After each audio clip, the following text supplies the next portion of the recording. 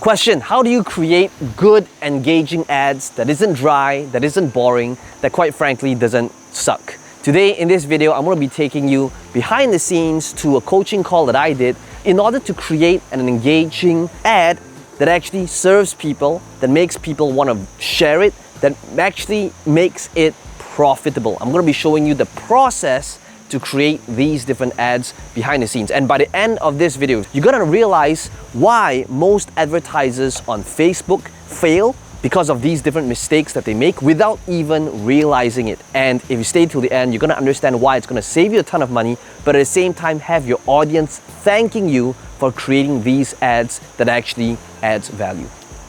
Brad, let's begin. What do you think is the number one problem your audience is facing? Let's What I know, my clients at the moment, a lot of their challenges and problems when I'm speaking to them, because I've got coaching clients, they're actually right now confused about, there's a lot of noise. There's a lot of noise out there and a lot of media and marketing noise. So they're actually getting knocked off their plan because they're listening to a lot of noise. So they're getting confused.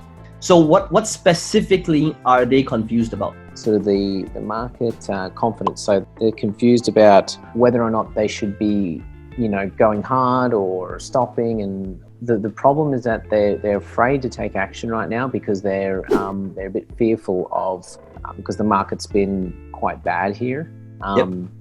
It's actually a really good time to buy, by the way. So let's identify that. Okay, so let's talk about perhaps there's a few ways to go about. Okay, one of them would be timing. So one of the things you want to do in an ad is to start off by showing them what the problem is.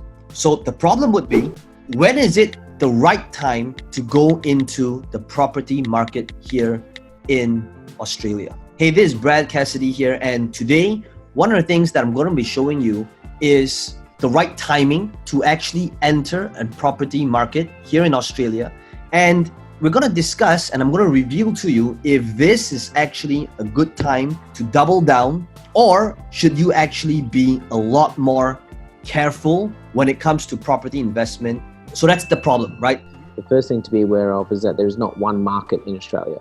There are many different markets. You've got your house, you've got your units, you've got your residential, you've got your commercial, but you've also got each state and each area is in a different market cycle. So when everyone says, oh, what's the property market doing in Australia? It's too broad of a question. So you've got to sort of chunk it down, because Perth's going at a different rate to Sydney, to Melbourne, to Brisbane. And the other solution is that what I teach is that you are in control of your own market, because I actually show people how to add value. So I go in and I show people how you can buy well, but also add value through improvements, so renovation, developments, and that sort of stuff, or subdivision, so that you can create your own profits. So you're actually more in control of your profits rather than you're relying on the market. So I teach people not to rely on market growth for making profits. Okay, one of the things we want to do, and what I'm trying to extract out of Brad right now, is we need to understand that this ad game is all about refreshing and creating a lot of different creatives and angles. Because the truth is, all these things that we're doing right now, even though I've easily ran at the very minimum 10,000 ads, we don't really know how well or bad an ad will convert until it actually goes live, right? This is still a theory craft. However, one of the things that we will be able to do is, whenever we establish different angles, we will be able to definitely see which one outperforms another. So the different angles that we could go with is very specific. Number one, it would be hold or sell right now, developers or subsale. Which part of Australia should we be investing in? Let's niche down to one first, and out of the different things that I'm saying, I'm just throwing ideas out there. Which one do you think we can start with, just with one angle? Which, by the way, we are going to create a lot from this framework, right? Yeah. We need to identify like the first one. Okay, the first one would be that, again, I would say that right now, Brisbane is a very good area to be investing in, but not every single type of property is good to be investing in that area. So it's like, again, it's a good part of the cycle, but again, you can't just buy anything. Very nice. Okay, so the problem is, Brisbane's actually a really good area right now, but the problem is that not all property investment is created equal. Okay, so the way we're gonna open up with this is, right now there's a big problem happening in Brisbane. And the truth is, if I were to make a generic statement, it would be right now is actually a good time to invest in Brisbane. However, not all types of investments in property is created equal. Let's think about all the different choices that we have. We could be investing in townhouses, residential, the older houses, modern homes, and by the way, this is just residential. Let's not even talk about raw land, multiple dwellings, blocks of units. So the truth is, while right now is a good time, the question is, which one would actually work best for you? To answer that question, it really depends on where you're at right now. If you are a beginner, and then this is where you are going to tease them with the answer and show them that how to think about this, so that the whole purpose of this is so that they get an insight, they feel that they were better off from listening to you. So understand that I've got a ton of ads where it's really just Facebook Live on an iPhone, selfie mode. But when you do that, one very important thing is to make sure that your title is either polarizing or controversial or something that has got to stop them from scrolling. And one of them that would be polarizing would be why buying properties from developers is a horrible idea.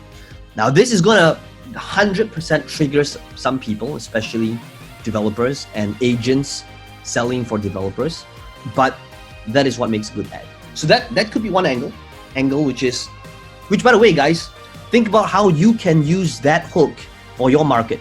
Think about what is a common thing that most people are doing or told to do, and turn it around and make it come from the angle of why common thing that people do is a horrible idea.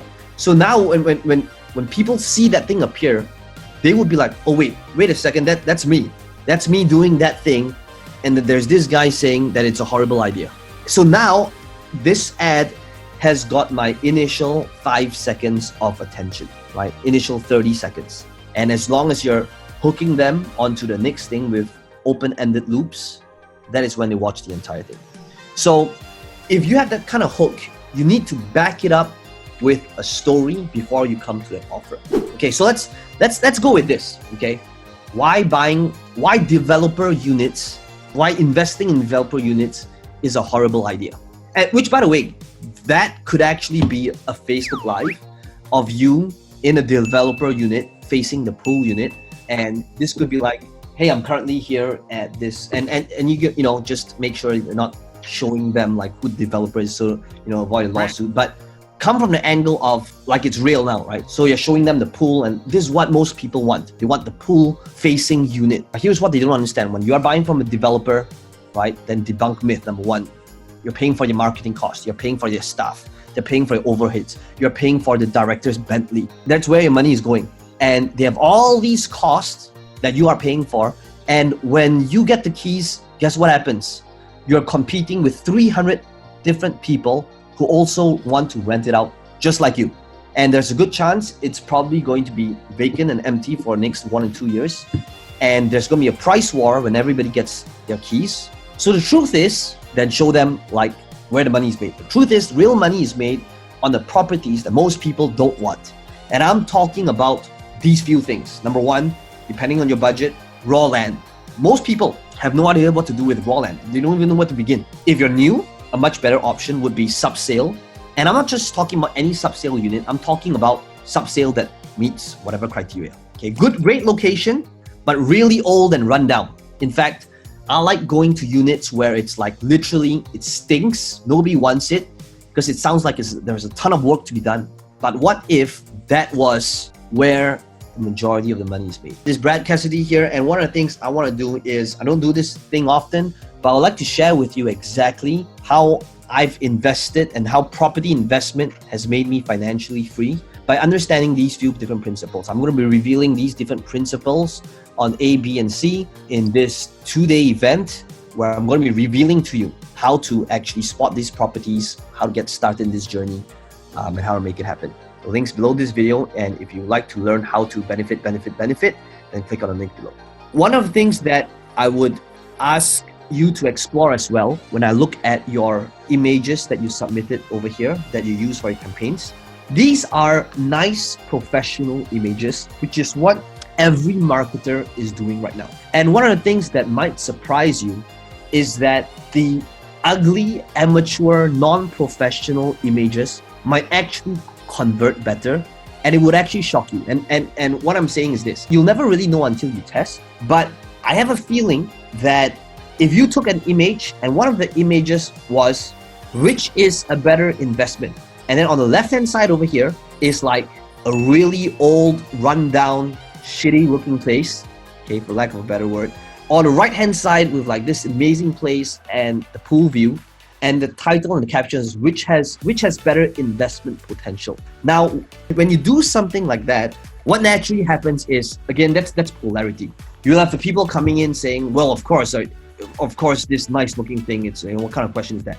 And then there will be people like defending, and ultimately you'll have 50% of people agreeing, 50% of people disagreeing, what, you know, half going for A, half going for B, and then you want them to be arguing with each other and have the whole thing blow up, right? So one of the things that I would ask all of you to explore as well is not just to think about the nice looking images that you have. Nice is the bare minimum. I think about memes, the things that is viral right now.